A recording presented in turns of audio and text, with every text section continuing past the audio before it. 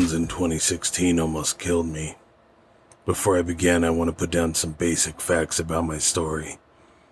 I was 13 at the time of the occurrence, and had been reading creepypastas and true stories since I was 11. Bad habits. I live in Carroll Island, a place where you can find a good amount of forestry everywhere. This was located in Baltimore County, and I love hearing Goatman stories about this place.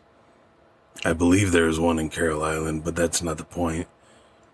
I love the bit of forestry, and it always when I was a child. I had lived in this house, still am, since I was 7 or 8. These forests, like any other town, always had an urban legend behind them. Some of these were mostly told by older kids who were just trying to scare kids who would wander about the streets. The teens would always go into the woods to smoke pot, drink alcohol.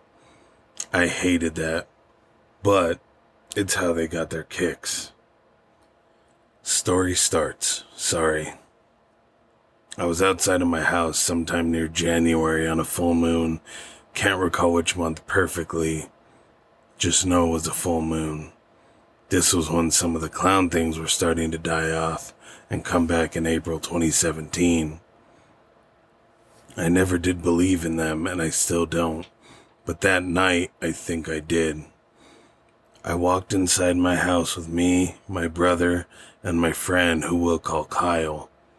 Kyle was from the Dominican Republic and had always believed in the paranormal, so we had a good bit in common.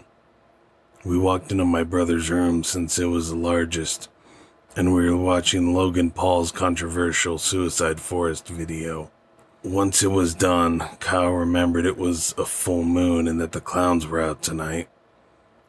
I called bullshit and told him it was all hoaxes and insane people on highways.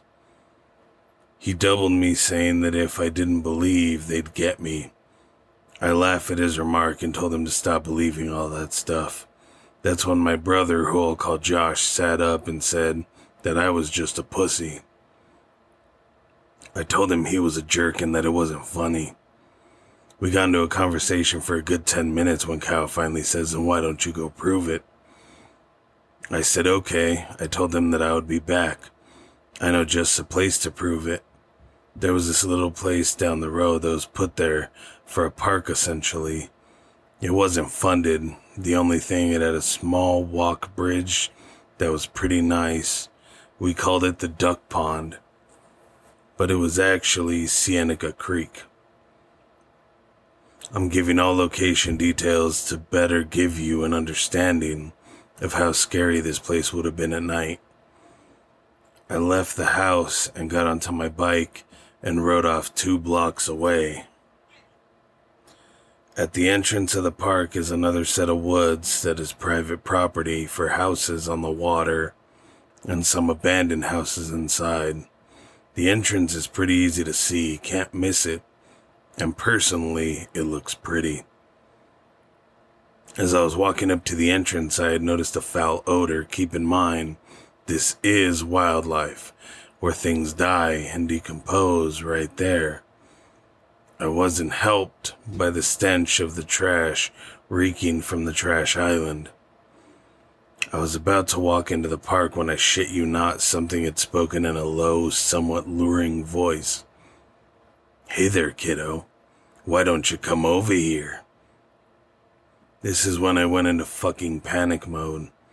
I am someone who isn't scared off so easily, but it was a thought that it could be someone out there, the unknown, which scared me, and I turned towards a small patch of bushes near the entrance, and I see something crouched over deep in the bushes facing me. I couldn't tell if it was a clown or demon. I didn't fucking care at this point. Even thinking about it is making me paranoid. As I was gonna man up and go see what it was, it speaks again. "That's right, come over here." And I hear a sheathing of a blade. That's when I knew it was time to book it. I instantly wailed out in fright, almost pissing myself, and crashed into that bike. I say if I hadn't been writing for many years and built up the muscle power to get out of there, I would have been done. I flew her back to my house. At this point, my body is in a complete hysteria. And Kyle said that once I opened the door, I was not comprehensible. It took me a minute to calm down and realize I shouldn't be so scared. I explained to Kyle and Josh what had just happened, and we agreed to go back tomorrow and fuck up whoever was there. We never did. I never go there at night. Creepy man in the fucking bushes, whoever you are, if you're still out there, let's not meet again.